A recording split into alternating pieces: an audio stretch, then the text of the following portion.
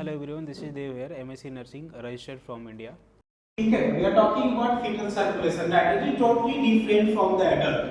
It is totally different from the adult. But something is that right ventricle to pulmonary artery तक यहाँ तक blood दोनों में same आता है.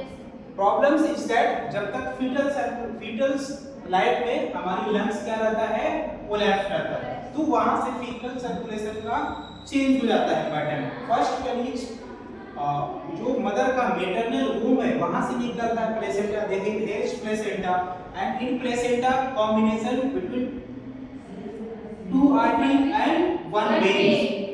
वेन्स क्या करती है sir, carried oxygenated blood from the placenta और artery deoxygenated blood from the foetus.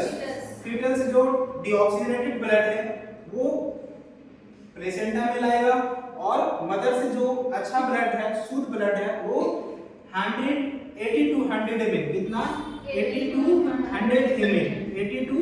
100 ml blood वो कहाँ जाएगा, एक्स्ट्रा वॉल्यूम फीटल रिसीव करती है.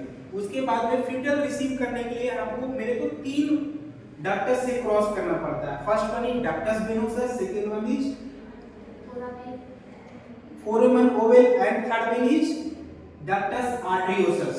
तो पहले ductus arteriosus air lower extremity से क्या निकलेगा, बायलेटरल से इंफीरियर वेना कावा, और इंफीरियर वेना कावा डायरेक्ट नहीं, इंफीरियर वेना कावा से क्या होता है, लीवर को क्रॉस करते हुए और इधर से वेन, अम्बिलिकल वेन, वहां से ओपनिंग होगा. दोनों वेन का कॉम्बिनेशन से डक्टस बनेगा जो पल्मोनरी वेन्स ब्लड डालेगी इंफीरियर वेना कावा में. शुद्ध रक्त किस में डालेगी, इंफीरियर वेना कावा में. बट यहाँ लोअर एक्सट्रीमिटी से कौन सी ब्लड जा रहा है, डीऑक्सीजनेटेड ब्लड भी है, दोनों मिक्स है. ऐसा नहीं बस ऑक्सीजन है, दोनों मिक्स है. किसमें, इंफीरियर वेना कावा में. अब क्या हुआ कि अब देखिए इधर से फीटल में क्या मिल रहा था, अम्बिलिकल से शुद्ध रक्त मिल रहा था और इधर से क्या मिला, अशुद्ध रक्त, दोनों मिला, तो दोनों मैच हो गया.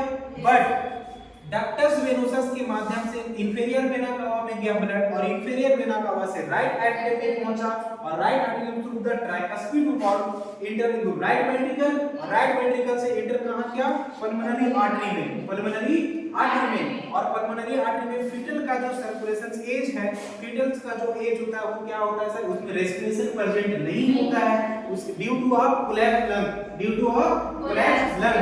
तो कोलैप्स लंग्स होने की वजह से जो 1/2 ब्लड आया था हार्ट से, उधर से इन्होंने क्या कर दिया, लंग्स को लेने से मना कर दिया. अब जो यहाँ ब्लड बचा हुआ वो पल्मोनरी आर्टरी को प्रेशर को बढ़ाएगा, पल्मोनरी वेज प्रेशर बढ़ाएगी और इधर से राइट वेंट्रिकल्स भी प्रेशर बढ़ेगा. इसके वजह से ट्राइकस्पिड वॉल्व खराब होने की भी चांसेस ज्यादातर रहती है ड्यू टू टेट्रोजोनिक ड्रग्स.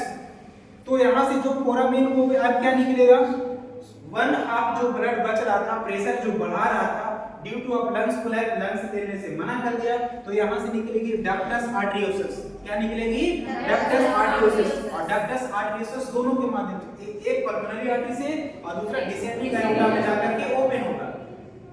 तो यहाँ से ओपन हुआ पल्मोनरी आर्टरी से और यहाँ पे कहाँ आकर के ब्लड निकला, डिसेंडिंग एओर्टा में. कहाँ निकला, डिसेंडिंग एओर्टा में. तो जो खराब ब्लड यहाँ बचा हुआ तो किस में चला गया, डिसेंडिंग एओर्टा में. यहाँ तक तो crystal clear. Okay, now remaining parts of blood in right chambers like right atriums. यहाँ से एक और डक्ट निकलेगी जिसको बोलते हैं वेनोसस. वेनोसस में क्या मिलेगी, फोरामेन ओवल. क्या मिलेगा, फोरामेन ओवल, फोरामेन ओवल. अब देखिएगा यहाँ पे जो राइट आर्टरियम, दोनों आर्टरियम के बीच में राइट आर्टरियम और लेफ्ट आर्टरियम, तो पूछा जाएगा फोरामेन ओवल है क्या, फोरामेन ओवल है क्या. तो फोरामेन ओवल का सिंपल सा बोलना है कि in between two atrium, right atrium and left atrium, जो ओपनिंग होता है उसे हम सब क्या बोलेंगे, फोरामेन ओवल.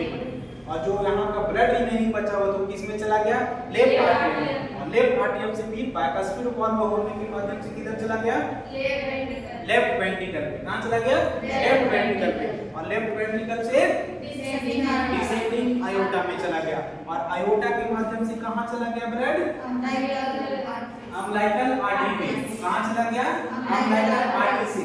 और अम्बिलिकल आर्टरी से होते हुए प्लेसेंटा में जाएगा, आपकी मदर का वेटरनरी रूम में. मदर उसको फिर से फिल्टर करेगी और फिर बच्चे को जो 80 to 100 ml अम्बिलिकल वेन के माध्यम से फीटल में लेंगे, that is a foetal circulation, got it?